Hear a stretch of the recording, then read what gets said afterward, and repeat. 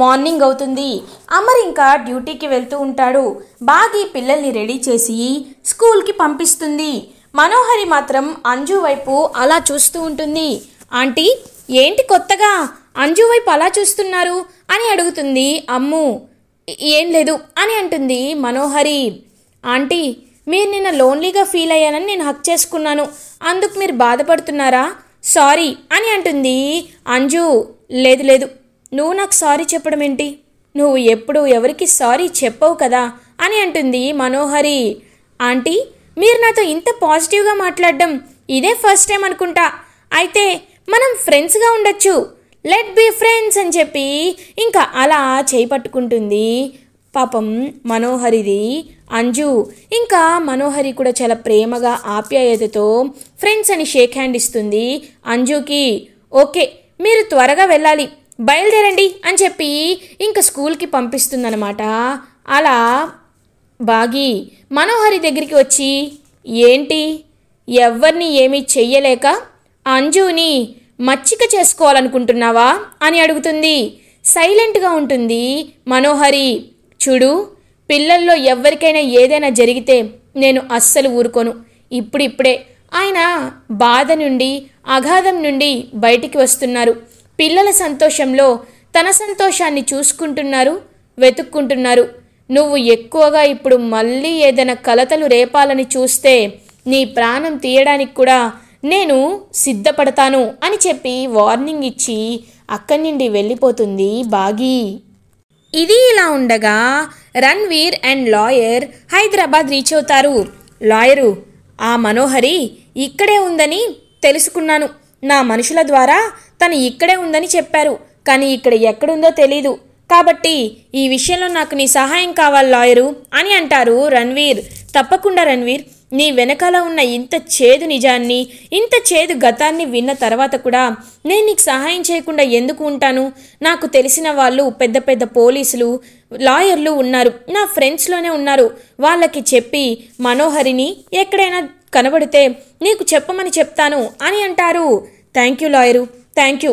కానీ అది మాత్రమే కాదు, ఇప్పుడు ఆ మనోహరి ఎక్కడ ఉంటుందో వీధి వీధి వెతకాలి. నేను మనుషుల్ని పెట్టి వెతికిస్తాను, నేను కూడా వెతుకుతాను. అన్నిటికంటే ముందు దానికి ఎవరూ లేరు కాబట్టి ఖచ్చితంగా అది అనాథ శరణాలయంలోనే ఉంటుంది. అన్ని అనాథ శరణాలయాలని వెతకాలి అని చెప్పి ఫిక్స్ అవుతాడనమాట రణ్వీర్. నువ్వు తను ఎవరి కోసమో వెళ్ళిపోయిందన్నావు కదా రణ్వీర్, మరి వాళ్ళ ఫోటో నీ దగ్గర ఉందా అని అడుగుతాడు లాయర్. ఉండడం అంటే దానికి సంబంధించిన ఒక బ్యాగ్ నా దగ్గర ఉంది అని ఆ బ్యాగ్ని తీసి ఓపెన్ చేస్తాడు రణ్వీర్. ఓపెన్ చేసి చూడగానే అందులో అమర్, అరుంధతి ఫోటో కనబడుతుంది. ఇదిగో లాయరు, ఇదిగో ఈ ఫోటోలోని వ్యక్తి గురించి అనుకుంటా నన్ను ఆ మనోహరి ఎంత దారుణంగా మోసం చేసింది అని అంటాడు రణ్వీర్. ఈ ఫోటో ద్వారా మనం ఏం కనుక్కోవచ్చు? ఇతను ఏం పని చేస్తున్నాడో ఏంటో కూడా ఎవ్వరికీ తెలీదు. సరే, ఆ మనోహరి ఫోటో నీ దగ్గర ఉంది కాబట్టి అది ఇది కలిపి వెతికితే దొరుకుతుంది. కొద్ది రోజులు ఓపిక పట్టు రణ్వీర్, నువ్వు అనుకున్నది నీ కళ్ళ ముందు ఉంటుంది. నీ కూతురు ఖచ్చితంగా నిన్ను చేరుకుంటుంది, నాకు ఆ నమ్మకం ఉంది అని చెప్పి ఇంకా అలా లాయర్ అయితే ధైర్యం చెప్తాడనమాట రణ్వీర్కి. అమ్మా దుర్గా, ఎక్కడున్నావమ్మా? నువ్వు క్షేమంగానే ఉన్నావా? నా తల్లి, నిన్ను చూడాలనిపిస్తుందమ్మా, నీతో మనస్ఫూర్తిగా మాట్లాడాలనిపిస్తుంది, నిన్ను ఈ గుండెలపై ఎత్తుకొని మోయాలనిపిస్తుంది. ఎలా అయితే నువ్వు నాతో చిన్నప్పుడు నా గుండెలపై ఆడుకున్నావో ఇప్పుడు కూడా నీతో అలానే ఆటలు ఆడుతూ పాటలు పాడాలనిపిస్తుంది. అమ్మా ఎక్కడున్నావమ్మా అని చెప్పి అలా ఇంకా రోడ్డుపై వెళ్తూ ఉంటాడనమాట రణ్వీర్. కరెక్ట్గా రణ్వీర్ అలా వెళ్తూ ఉండగానే రణ్వీర్ని ఒక కార్ వచ్చి డాష్ ఇస్తుంది. ఒక్కసారిగా రణ్వీర్ చూసుకోకుండా కింద పడిపోతాడు. అప్పుడే స్కూల్కి కారులో వెళ్తున్నా ఇంకా అమర్ వాళ్ళ పిల్లలైతే అంజు ఒక్కసారిగా చూస్తుంది. రాథోడ్, కార్ ఆపు అని అంటుంది. ఏమైంది పాపా అని అడుగుతాడు రాథోడ్. అక్కడ చూడు, ఒక ఆయన కింద పడిపోయాడు, ఆపు అని చెప్పి ఇంకా వెంటనే అంజు పరిగెట్టుకుంటూ వెళ్ళి అలా రణ్వీర్ని ఇంకా పైకి లేపుతుంది.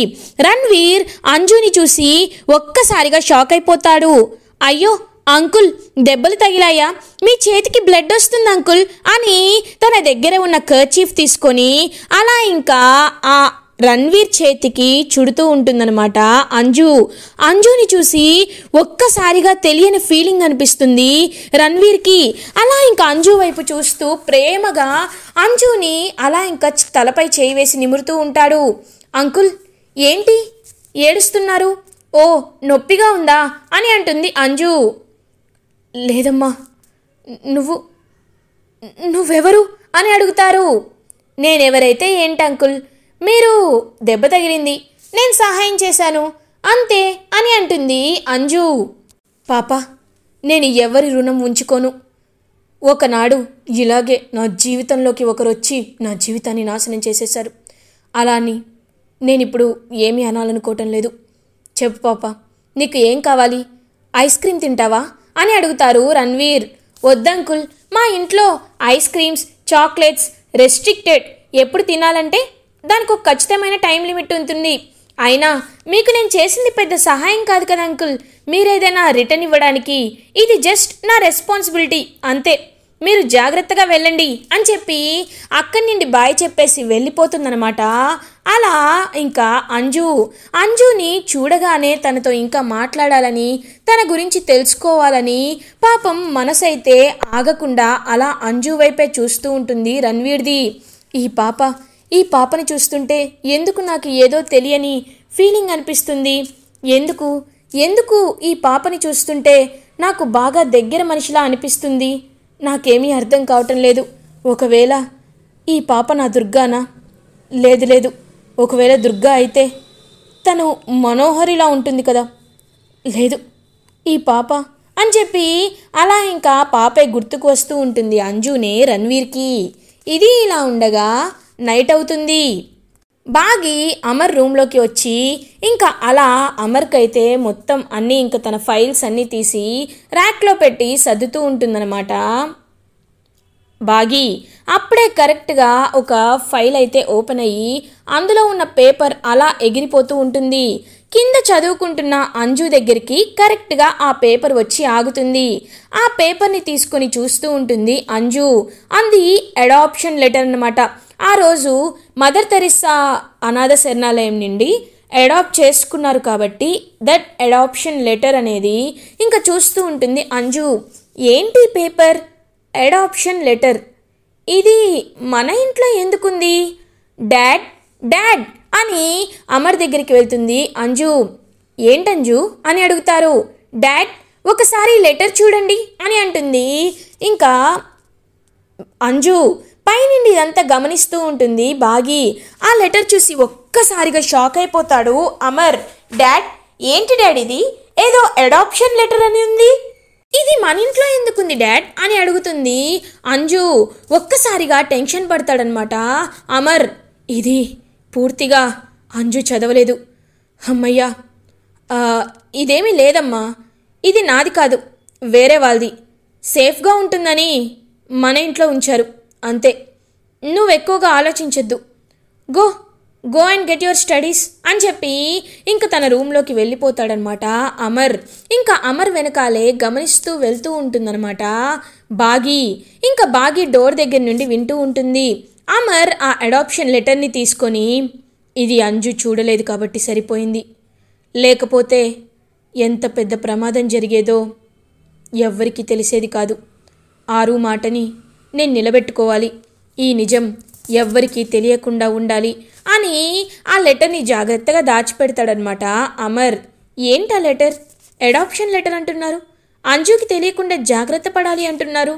అంటే అది ఎవరికి సంబంధించింది అని ఆలోచిస్తూ ఉంటుంది బాగి.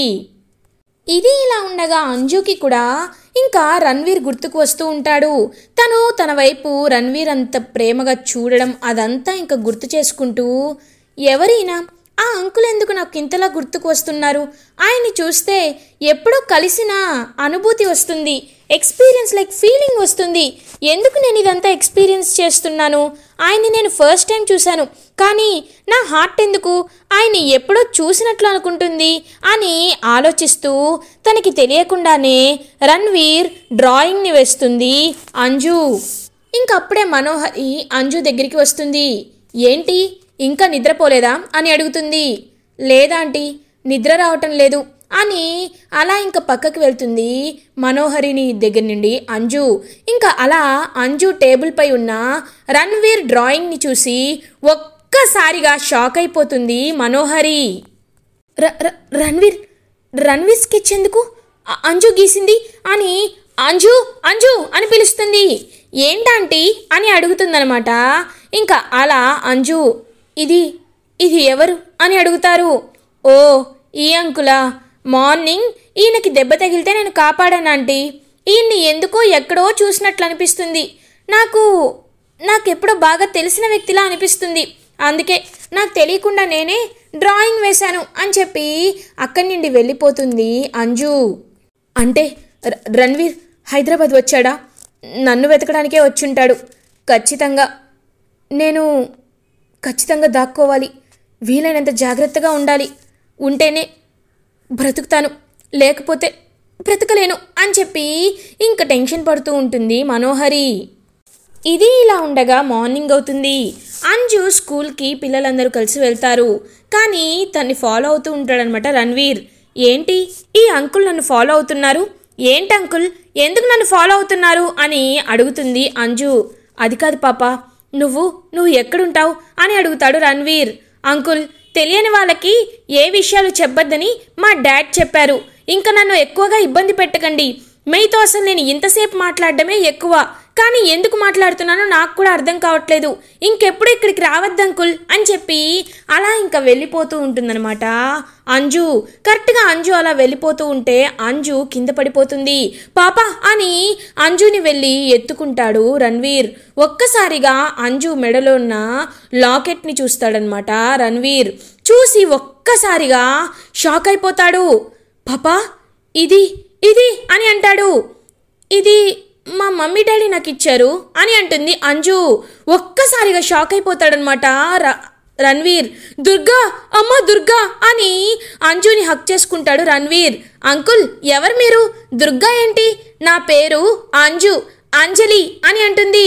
లేదు, నువ్వు నా దుర్గావమ్మా అని చెప్పి అలా ఇంకా ఏడుస్తూ ఎమోషనల్గా ఫీల్ అవుతారనమాట రణ్వీర్. ఒక్కసారిగా అంజు షాక్ అయిపోతుంది.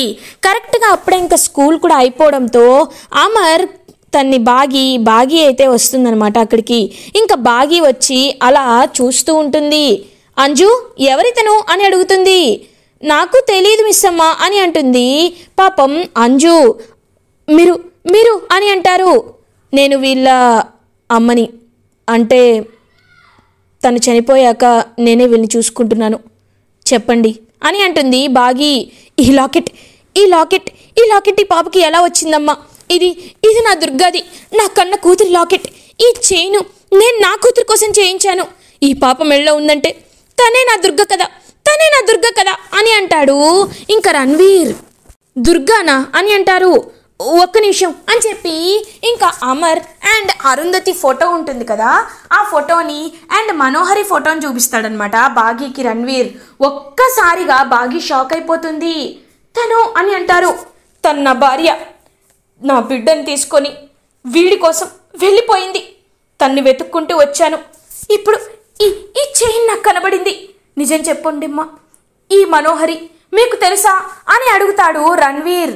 రణ్వీర్ చెప్పిన నిజాలు విని ఒక్కసారిగా షాక్ అయిపోయి మనోహరి కూతురు అండ్ మనోహరికి పెళ్ళయింది, మనోహరి ఇలా ఇంత ఫ్లాష్ బ్యాక్ ఉందని తెలుసుకొని ఒక్కసారిగా షాక్ అయిపోతుంది బాగి. ఇలా ఎపిసోడ్ ఎండ్ అవుతుంది. ఫర్దర్ ఎపిసోడ్ రివ్యూస్ ముందుగా మీకు కావాలి అనుకుంటే మా ఛానల్ని సబ్స్క్రైబ్ చేసుకోండి. Thanks for watching.